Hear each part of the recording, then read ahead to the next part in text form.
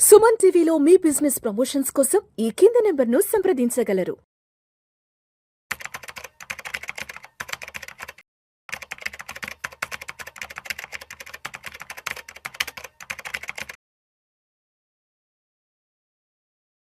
నమస్తే రేవంత్. నమస్తే sir. Revanth, welcome to Vishnu talks and welcome to Suman TV. Thank you. Yes Revanth, గత 2-3 రోజులుగా అమెరికా, ఇజ్రాయెల్ సంయుక్తంగా ఇరాన్ మీద ఏ రేంజ్ లో దాడులు చేస్తున్నాయో మనం అందరం ప్రత్యక్షంగా చూస్తున్నాం. అయితే అమెరికా, ఇజ్రాయిల్ కనుక ఇరాన్ మీద దాడుల్ని ఆపకపోతే దానికి ప్రతీకారంగా ఇరాన్ ఒక ప్రకటన చేసింది. హార్మోజ్ జల మార్గాన్ని, హార్మోజ్ జల సంధిని మేము ఆపేస్తాము. సో తద్వారా ఆపడం ద్వారా ప్రపంచంలో ఏదైతే ఉందో ప్రపంచ దేశాలకు ఎగుమతి అయ్యే చమురు రవాణా ఆగిపోతుందంటూ కూడా ఇరాన్ వార్నింగ్ ఇస్తుంది. ఏంటి అసలు ఈ హార్మోన్ జలమార్గం యొక్క ఇంపార్టెన్స్ ఏంటి, అండ్ ఏ ఏ దేశాలకు ఈ జలమార్గం ద్వారా ఎంతెంత చమురు రవాణా జరుగుతుంది అసలు యావత్ ప్రపంచానికి? So basic 20% of the crude oil supply అంతా కూడా మనకి స్ట్రెయిట్ ఆఫ్ హార్మోజ్ దగ్గర నుంచే వెళ్తూ ఉంటుంది.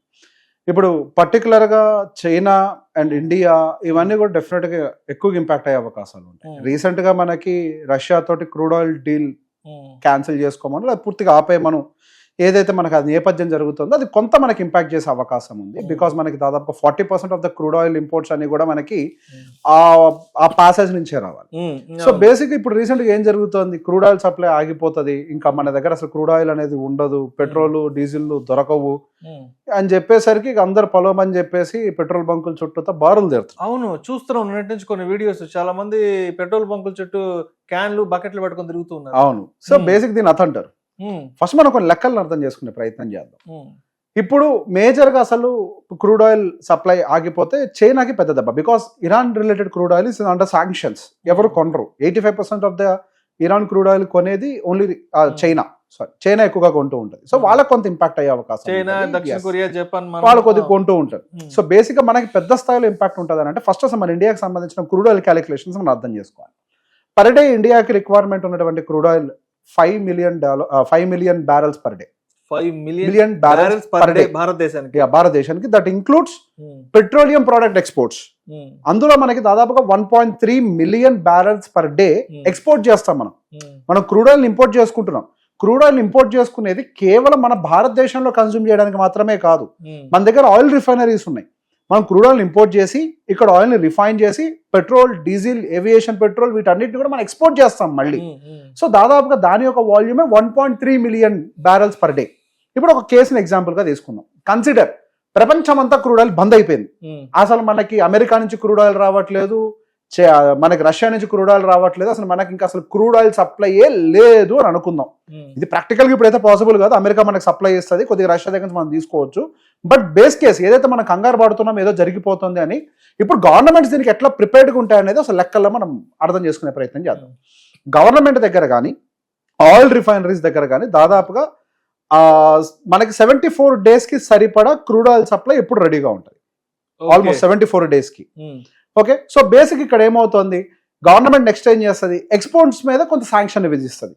పెట్రోల్ రిలేటెడ్ ప్రోడక్ట్స్ని ఇప్పుడు ఎక్స్పోర్ట్ చేయొద్దు, బికాస్ డొమెస్టిక్ నీడ్స్నే మనం ఫుల్ఫిల్ చేసే అవకాశాలు లేవు కాబట్టి let us use the same petroleum products with in the India. So basic ఇప్పుడు మనం 1.3 million barrels ఏవైతే ఎక్స్పోర్ట్ చేస్తున్నామో పర్ డే, దాన్ని ఎక్స్పోర్ట్స్ ఆపేసి ఇండియాలోనే కన్సూమ్ చేయడానికి వాడచ్చు. దీనివల్ల ఏమవుతుంది, మన రిజర్వ్స్ పెరుగుతాయి, పెట్రోలియం రిజర్వ్స్ పెరుగుతాయి, ఆయిల్ రిజర్వ్ పెరుగుతుంది. అది 74-75 days దగ్గర నుంచి it will go up to 100 days also. అంటే మనం దాదాపుగా 3 నెలలు పైపెచ్చు.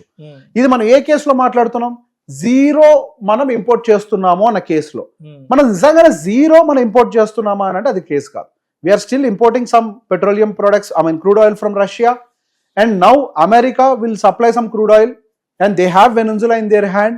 వెనెజులా ఇప్పుడు వాళ్ళ చేతుల్లో ఉంది, ఫుల్ స్కేల్లో వాళ్ళు దాని ప్రొడక్షన్ మొదలు పెడతారు అండ్ వాళ్ళు కొంత ప్రొడక్షన్ మనకి ఇస్తూనే ఉంటారు.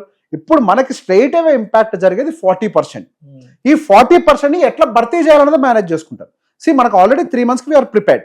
నిజంగా 3 నెలల పాటు యుద్ధం కొనసాగుద్దా, ఒకవేళ నిజంగా కొనసాగినా కానీ ఆ స్ట్రెయిట్ ఆఫ్ హార్మోజ్ క్లోజ్ చేసే పెడతారా, దాని మీద ప్రపంచవ్యాప్తంగా ఒత్తిడి పెట్టి ఆ యుద్ధాన్ని ఆపే ప్రయత్నం చేస్తారా? Because end of the day even యుద్ధం జరగాలి అని అంటే దానికి డబ్బు కావాలి. వాళ్ళకి డబ్బు కావాలంటే వాళ్ళకున్న ప్రోడక్ట్ నమ్ముకోవాలి. ఇప్పుడు మన మీద రష్యా మీద శాంక్షన్స్ పెట్టి మనం ఎందుకు కొనొద్దన్నారు, మీరు ఫండింగ్ ఇస్తున్నారు యుద్ధానికి అని చెప్పేసి అంటున్నారు. ఓకే, ఇప్పుడు అదే కేసు ఇక్కడ కూడా కదా, ఈవెన్ దే నీడ్ ఫండింగ్. ఇప్పుడు అమెరికా అయిన క్రూడ్ ఆయిల్ నమ్ముకోవాలి, ఇరాన్ అయిన క్రూడ్ ఆయిల్ నమ్ముకోవాలి, గల్ఫ్ దేశాలను క్రూడ్ ఆయిల్ నమ్ముకోవాలి. ఇప్పుడు ఇప్పటి వరకు సేఫెస్ట్ కంట్రీస్ గా పిలుచుకున్నటువంటి యుఏఈ నేషన్స్ అన్ని కూడా ఇప్పుడు అల్లకల్లోలం అయిపోయినాయి. ఆల్రెడీ అసలు వాళ్ళంతా షట్ డౌన్ అయిపోయింది. బిజియెస్ట్ ఎయిర్పోర్ట్స్ అన్ని క్లోజ్ అయిపోయినాయి, ఆయిల్ రిఫైనరీస్ క్లోజ్ అయిపోయినాయి. రైట్, ఇప్పుడు ఆరామ్కో మీద కూడా అన్నిటి మీద అంత దాడి చేస్తున్నారు. ఇప్పుడు యుఏఈ వాళ్ళ మీద ప్రెషర్ పెట్టదు అమెరికా మీద, మీరు మా కంట్రీని బేస్ కింద వాడుకొని ఇరాన్ మీద దాడి చేస్తున్నారు, ఇరాన్ మా రిఫైనరీస్ మీద మా దేశం మీద దాడి చేస్తుంది. అవును, రైట్. ఇప్పుడు అమెరికా ఎయిర్ బేస్ యుఏఈ లో ఉందని, అవును, దాని కోపంగా ఇప్పుడు ఇరాన్ యుఏఈ మీద అటాక్ చేస్తుంది. సో ఇప్పుడు యుఏఈ ఎన్ని రోజులు చూస్తూ కూర్చుంటది?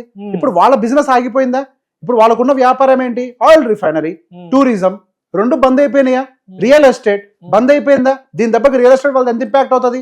సో యుఏఈ నేషన్స్ మొత్తం వాళ్ళ ప్రెషర్ పెడుతుంది. They don't have option to accept. అంటే అమెరికాకి కేవలం హెల్ప్ చేసినందుకు, ఎయిర్ బేస్ ఇచ్చి హెల్ప్ చేసినందుకు ఇవాళ ఇరాన్ యుఏఈ మీద అటాక్ చేస్తుంది. ఎగ్జాక్ట్లీ, దాని వల్లే కదా రీజన్. సో రానున్న రోజుల్లో డెఫినెట్ గా వీళ్ళు పొలిటికల్ ప్రెషర్ అమెరికా మీద పెడతారు కదా. అమెరికా మీద పొలిటికల్ ప్రెషర్ పెట్టినప్పుడు వీళ్ళు ఏదో ఒక ఒప్పందానికి వచ్చి ఒక దగ్గర కుదుర్చుకుంటారు. ఇప్పుడు బేసిక్ గా మనకి ఇండియాకి అమెరికాకి మధ్యలో జరుగుతున్నప్పుడు అమెరికా ఒక మెట్టు దిగకపోవచ్చు, ఎందుకంటే అక్కడ ఎమర్జెన్సీ లేదు. కానీ ఇక్కడ ఎమర్జెన్సీ సిచ్యువేషన్ ఇది.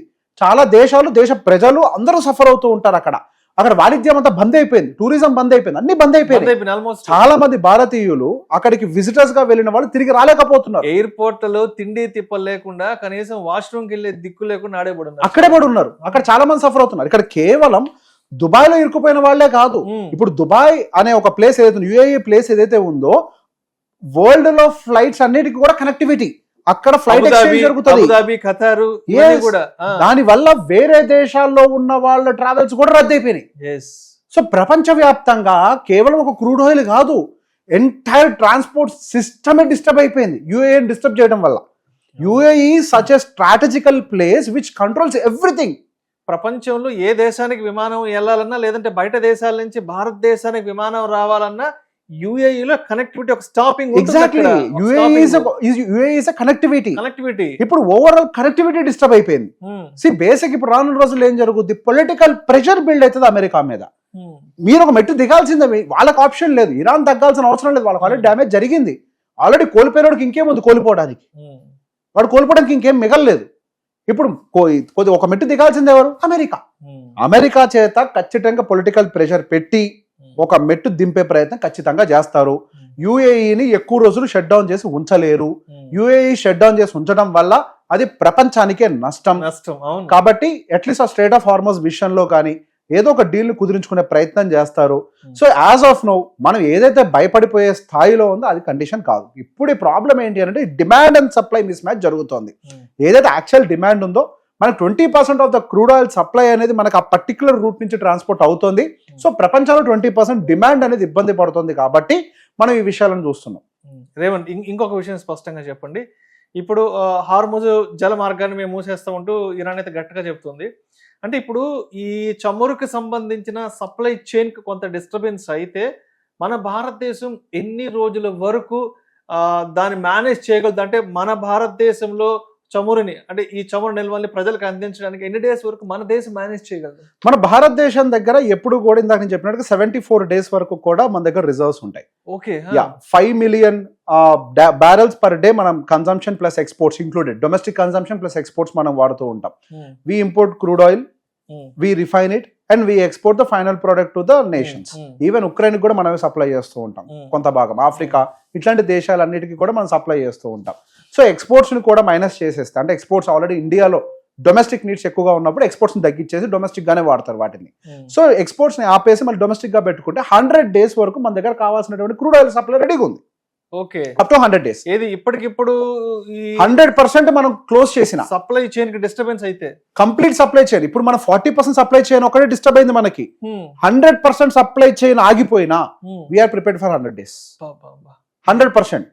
ఏది ఈ గ్యాప్ లో ఇండియా సైలెంట్ గా ఉండదు కదా. వాట్ ఎవర్ మనకు అక్కడ షార్టేజ్ వచ్చిందో, 40% షార్టేజ్ వచ్చిందని మాట్లాడుతున్నాం. దట్ 40% షార్టేజ్ 20% రష్యా దగ్గర నుంచి, 20% అమెరికా దగ్గర నుంచి వీ కెన్ టేక్. సో ఇక్కడ ఇండియా తోటి అగ్రిమెంట్ ఏమైనా ఉన్నప్పటికీ కూడా even India can also pressurize because there is a shortage, they don't have option. So they can take some crude oil from Russia, కొంత క్రూడ్ ఆయిల్ అమెరికా దగ్గర నుంచి తీసుకుంటారు. America కూడా వెనుజులా దగ్గర నుంచి లైక్ క్రూడ్ ఆయిల్ ప్రొడక్షన్ ని speed up చేస్తుంది because there is a huge demand. So basic ఏమవుతుంది, ఈ నేపథ్యంలో అగ్రిమెంట్లన్నీ ఫాస్ట్ గా బ్యాక్ నుంచి జరిగిపోతూ ఉంటాయి. మనకు ముందు కనిపించేది అక్కడ బాంబులు, రాకెట్లు ఇవే కనపడుతూ ఉంటాయి, కానీ బ్యాక్ ఎండ్ లో జరిగేదంతా బిజినెస్ డీల్లే. అమెరికా సైలెంట్ గా వెనకాల నుంచి బిజినెస్ డీల్ కంప్లీట్ చేస్తూనే ఉంటది, క్రూడ్ ఆయిల్ సప్లైలకు సంబంధించిన అగ్రిమెంట్లు చేస్తూనే ఉంటది. వెనుజులా ఉండేటువంటి కంపెనీస్ ఉంటాయి, రిఫైనరీ కంపెనీస్, వాటి అన్నింటిలో అగ్రిమెంట్లు జరుగుతూనే ఉంటాయి ప్రపంచ దేశాలతోటి. ఇది మన కంటికి కనిపించదు, ఇది over the period of time స్లోగా న్యూస్ లోకి బయటకు వస్తుంది వెనుజులా పెరిగింది ఎక్స్పోర్ట్స్ లో అని. రైట్. అయితే ఇప్పుడు ఈ చమురుకి సంబంధించి, ఈ పెట్రోల్కి సంబంధించి రకరకాల ఊహాగానాలు, ఈ స్పెక్యులేషన్ మధ్యలో ఏం చేస్తారంటే జనాలంతా ఈ పెద్ద పెద్ద డ్రమ్ములు, క్యాన్లు పట్టుకొని పెట్రోల్ బంకులకు పరిగెడుతూ, అంటే వాళ్ళే కొంత ఇక్కడ పెట్రోల్కి సంబంధించిన ఆ కొరతని సృష్టించేలా ఉన్నారు. సో దీని మీద మీ కామెంట్ ఏంటి? దాన్ని ఆర్టిఫిషియల్ స్కేర్సిటీ అని అంటారండి. కృత్రిమ డిమాండ్ క్రియేట్ చేస్తారు, మనోళ్ళే క్రియేట్ చేస్తారు. ఇప్పుడు ఒక మాట అండి, కోవిడ్ జరిగినప్పుడు ఆ కిరాణా కొట్ల మీద వాటిల మీద దాడులు చేశారు. లిటరల్ గా దాడి అనాలి, దాన్ని షాపింగ్ అనకూడదు. ఏదో మొత్తం ఒక రోజులను కొనుక్కొని తినేసేయాలి, అవసరం ఉందా లేదా సంబంధం వేసి పడేసారు అన్ని. కృత్రిమంగా డిమాండ్ క్రియేట్ చేయడం వల్ల మీ ప్రాబ్లమ్స్ ఏం సాల్వ్ కావు. బేసిక్ గా every country will have their plan of action. India is not a weaker country, India చాలా strong country. And good thing with India ఏంటి అంటే, ఇండియా ఇస్ డిప్లొమాటిక్ కంట్రీ. ఏ దేశం దగ్గర నుంచి అయినా ఏదైనా తెచ్చుకోగలదు. ఆ నైపుణ్యం, అది ఆ లౌక్యం మన దేశం దగ్గర ఉంది. ఇండియా తోటి శత్రుత్వం పెద్దగా ఏ దేశాలకి లేవు. అవసరమైతే మనం చైనా దగ్గర నుంచి కూడా ఫైనల్ రిఫైన్డ్ ప్రోడక్ట్ ని మనం ఇంపోర్ట్ చేసుకోగలుగుతాం. ఇప్పుడు మనకు ఆ వే కూడా ఓపెన్ అవుతుంది. We're good with China now. So China చాలా ఇంపోర్ట్ చేసుకుంటుంది కదా రష్యా దగ్గర నుంచి, రకరకాల దేశాల నుంచి. సరే వాళ్ళకే ఇప్పుడు ఇంపోర్ట్స్ ఆగిపోయినాయి, but we have America now. America will export lots of crude oil. But yes, దాని వల్ల ఏమవుతుందంటే కొద్ది క్రూడ్ ఆయిల్ ప్రైస్ పెరుగుతుంది మనకి. ఈ demand and supply chain disruption వల్ల కొద్దిగా పెరుగుతుంది. సో దాని ఒక టెంపరీ ఇష్యూగా చూడాలి. మనం అన్నెసరిగా డిమాండ్ మనం క్రియేట్ చేసి ఇండియాలో విత్ ఇన్ ఇండియా ఎందుకు ప్రైస్ పెంచాలి? మన చేత్తో మనం పాడు చేస్తాం. Majority of the times problems మనమే క్రియేట్ చేస్తాం. సో అందుకే ఎప్పుడు గవర్నమెంట్ చెప్తుంది, అంత కంగారు పడాల్సిన అవసరం లేదు, వీఆర్ ఆల్రెడీ ప్రిపేర్డ్. మనం జీరో కేస్, ఇది జీరో ఇంపోర్ట్, ఒక్క చుక్క కూడా భారతదేశంలోకి ఇంపోర్ట్ రాకపోయినా 100 రోజులు బతికేస్తాం.